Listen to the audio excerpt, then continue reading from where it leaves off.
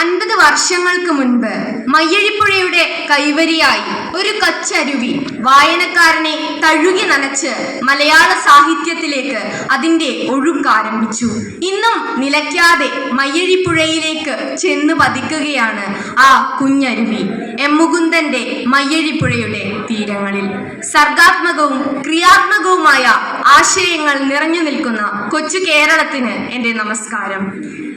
M മുകുന്ദനും മയ്യഴിപ്പുഴയുടെ തീരങ്ങളിലും.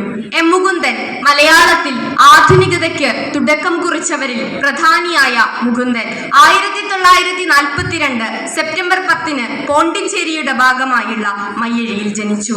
കുട്ടിക്കാലം മുഴുവൻ നീണ്ടുനിന്ന രോഗം അദ്ദേഹത്തെ മറ്റുള്ളവരിൽ നിന്നും അകന്ന് തൻ്റെതായ എഴുത്തിൻ്റെയും വായനയുടെയും ലോകം ഉണ്ടാക്കുന്നതിന് കാരണമായി. 1962 പിന്നീട് ഡൽഹിയിൽ വെച്ചാണ് അദ്ദേഹത്തിന്റെ ആദ്യത്തെ രചന നിരത്ത് വെളിച്ചം കാണുന്നത്. ഡൽഹി കേശവന്റെ വിലാപങ്ങൾ മയ്യഴിയുടെ പശ്ചാത്തലത്തിൽ ഒരുങ്ങിയ മറ്റൊരു മനോഹര നോവൽ ദൈവത്തിന്റെ വികൃതികൾ തുടങ്ങി ഇന്ന് നിങ്ങൾ എന്ന നവീന കാലത്തിന്റെ രചനയിലേക്ക് എത്തിയിരിക്കുകയാണ് മുകുന്ദന്റെ തൂലിക. മുകുന്ദൻ നിരന്തരം നവീകരിക്കപ്പെടുന്ന ഒരു എഴുത്തുകാരനാണ്. അത് തന്നെയാണ് അദ്ദേഹത്തിന്റെ ഏറ്റവും വലിയ പ്രത്യേകതയും. പല കൃതികളിലും സമയവും കാലവും അതിന്റെ ചിട്ടവട്ടങ്ങളിൽ നിന്ന് മാറിയ ഒരു നവീനമായ ആഖ്യാന ശൈലി നമുക്ക് കാണാം. പഴയകാല എഴുത്തുകാരിൽ നിന്നും അദ്ദേഹത്തെ വ്യത്യസ്തനാക്കുന്നത്, ശ്രദ്ധേയനാക്കുന്നത് അദ്ദേഹത്തിന്റെ രചനകൾ ഇന്നും സജീവമാണ്. അത് ഇന്നും ഒരുപാട് വായനക്കാരനെ വായനയിലേക്ക് ആകർഷിക്കുന്നു എന്നുള്ളതാണ്. ഇനി കൃതിയിലേക്ക്. മയ്യഴിപ്പുഴയുടെ തീരങ്ങളിൽ. ഇന്ത്യയുടെ ഭാഗമാണെങ്കിൽ പോലും ഭാരതീയ സംസ്കാരങ്ങളിൽ നിന്ന് വിഭിന്നമായി പരന്ത്രീസ് ജീവിതക്രമം നിലനിൽക്കുന്ന ഒരു ഫ്രഞ്ച് അധീന പ്രദേശമായിരുന്നു മയ്യഴി. സ്വന്തം നാടിനെ തന്നിലൂടെ അടയാളപ്പെടുത്തിയ മയ്യഴിയുടെ കഥാകാരന്റെ ജന്മനാട്. 1954 മയ്യഴി സ്വതന്ത്രയാകുന്നത്.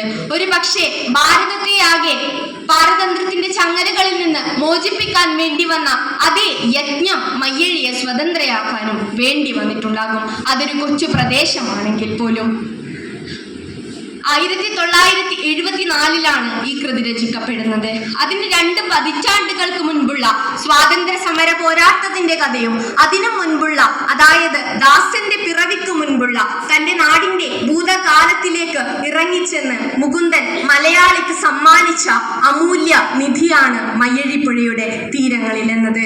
കുറമ്പി അമ്മ, കേളുവച്ചൻ, ദാമുറൈറ്റർ, കൗസു അമ്മ, ചന്ദ്രിക, ഗിരിജ, സായിബുമാരായ മുപ്പൻ സാഹിബ്, ലസ്ലി സാഹിബ്, ദാവീദ് സാഹിബ് തുടങ്ങി നിരവധിയായ കഥാപാത്രങ്ങൾ ആ നോവലിൽ നമുക്ക് കാണാം. എന്നാൽ ഓരോ കഥാപാത്രങ്ങൾക്കും തങ്ങളുടേതായ കാഴ്ചപ്പാടുകളുണ്ട്, നിലപാടുകളുണ്ട്. അതുകൊണ്ട് തന്നെയാണ് അത്രയേറെ കഥാപാത്രങ്ങൾ ആ മഹാനാടകത്തിലുണ്ടെങ്കിൽ പോലും അവർക്ക് ഓരോരുത്തർക്കും വ്യത്യസ്തമായ സ്ഥാനം നമ്മുടെ മനസ്സിലുള്ളത്. കഥയുടെ അന്ത്യം വായനക്കാരനെ അത്യന്തം ആശങ്കാകുലനാക്കുന്നുണ്ട്. ദുരന്ത പര്യവസായിയായ കഥ വായനക്കാരനെ അസ്വസ്ഥനാക്കുന്നുണ്ട്. അതേപറ്റി മുകുന്ദൻ പറഞ്ഞത് വായനക്കാരനെ കൂടുതൽ അസ്വസ്ഥനാക്കുമ്പോഴാണ് ഒരു എഴുത്തുകാരൻ വിജയിക്കുന്നത് എന്നാണ്. ദാസനെ പോലെ ചിന്തിച്ചാൽ ദാസന്റെ സൃഷ്ടിയുടെ പൊരുൾ എന്നത് മയ്യഴിയുടെ സ്വാതന്ത്ര്യമാണ്. മയ്യഴി സ്വതന്ത്രയാകുന്നതോടെ ദാസന്റെ ജന്മം അതിന്റെ പൂർവ്വ നിർവൃതിയിലെത്തുന്നു. അതിനാൽ തന്നെ ദാസന്റെ ജന്മം അവിടെ അവസാനിക്കുന്നതിൽ യാതൊരു അതിശയവുമില്ല. അതോടൊപ്പം എഴുത്തുകാരൻ നമ്മോട് പറയുന്ന മറ്റൊന്നുണ്ട്, നഷ്ടപ്രണയത്തിന്റെ മനോഹാരിതയെ പറ്റി. ഇത്തരത്തിൽ കഥയിലുടനീളം ദാസൻ തന്നോട് തന്നെ ചോദിക്കുന്ന പല ചോദ്യങ്ങളുമുണ്ട്. ആരാണ്, തന്റെ സൃഷ്ടിയുടെ പൊരുൾ എന്താണ് എന്നതുപോലെ ആ അസ്തിത്വവാദത്തെ ബോധധാരാ രീതിയായി ദാസന്റെ ചിന്തകളിലൂടെ എഴുത്തുകാരൻ അവതരിപ്പിക്കുന്നുണ്ട്. ഇവയെല്ലാം തന്നെ അസ്തിത്വവാദവും മാനുഷിക ബോധവുമൊക്കെ ആധുനിക സാഹിത്യത്തിന്റെ മിഥ്യയുടെ വിത്തുകളാണ്. ഇതോടൊപ്പം ചേർത്ത് വെക്കാവുന്നതാണ് കഥയിലും സമുദ്രത്തിലും ഉയർന്നു നിൽക്കുന്ന വെള്ളിയാങ്കല്ല് എന്ന ശില. ആ സങ്കല്പം തലമുറകളിലൂടെ നീളുന്ന ജൈവിക നൈരന്തര്യത്തിന്റെ പാരമ്പര്യ സൂചകമായി വെള്ളിയാങ്കല്ല് മാറുന്നുണ്ട്. ഒരു ദേശം അതിന്റെ പ്രാകൃത സംസ്കൃതിയുടെ തുടർച്ചയെ വെള്ളിയാങ്കല്ല് എന്ന സങ്കല്പത്തിലേക്ക് മാറ്റിച്ചായ്ക്കുകയാണ്. കുട്ടിയായ ദാസൻ തന്റെ അച്ചമ്മയോട് ചോദിക്കുന്നു, എന്നെ അമ്മ പിറന്നതിന് മുൻപ് ഞാൻ എവിടെയായിരുന്നു? വെള്ളിയാങ്കല്ലിലെ പാറി നടക്കുന്ന തുമ്പിക്കൂട്ടത്തിലൊന്നായി തന്നെ അടയാളപ്പെടുത്തുവാൻ ദാസൻ പഠിക്കുന്നു.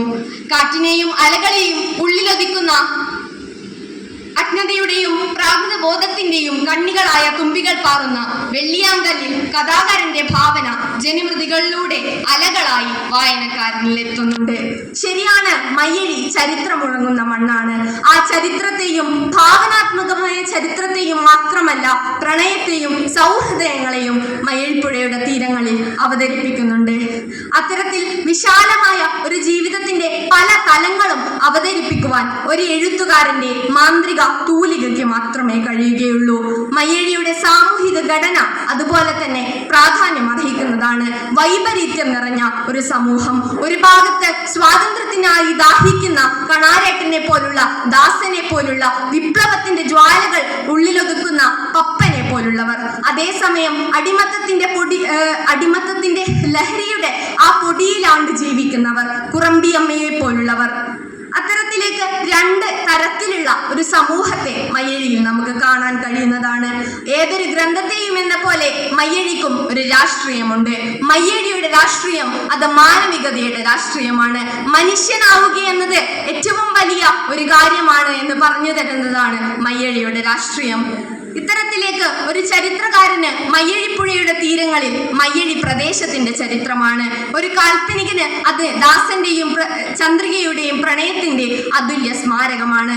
ഒരു വിപ്ലവകാരിക്ക് അത് മയ്യഴി എന്ന നാടിന്റെ സ്വാതന്ത്ര്യ സമര പോരാട്ടത്തിന്റെ വിപ്ലവം ജ്വലിക്കുന്ന ഓർമ്മയാണ്.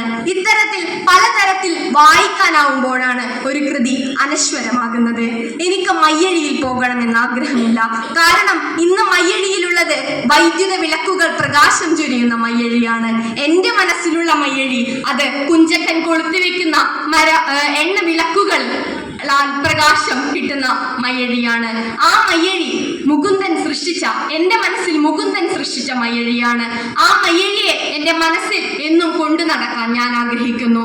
ഇന്ന് മയ്യഴിപ്പുഴയുടെ തീരങ്ങളിൽ 50 ആണ്ട് പിന്നിടുന്ന ഈ ഘട്ടത്തിനകത്തേക്ക് പലരും വ്യാഖ്യാനിച്ചേക്കാം. അസ്തിത്വവാദത്തിന്റെ ദർശനത്തെ മുൻനിർത്തിയുള്ള ഒരു രചന മാത്രമാണ് മയ്യഴിപ്പുഴയുടെ തീരങ്ങളിൽ എന്നത്. എന്നാൽ അതിനപ്പുറത്തേക്ക് ഒരു രാഷ്ട്രം മറ്റൊരു രാഷ്ട്രത്തിൽ ആധിപത്യം സ്ഥാപിക്കുമ്പോൾ അത് ആ നാടിന്റെ സംസ്കാരത്തെ, ജനജീവിതത്തെ എങ്ങനെ സ്വാധീനിക്കുന്നു എന്നുള്ളതിന്റെ നേർസാക്ഷ്യമാണ് മയ്യഴിപ്പുഴയുടെ തീരങ്ങളിൽ മുകുന്ദൻ മലയാളിക്ക് സമ്മാനിച്ച അമൂല്യനിധി. നന്ദി, നമസ്കാരം.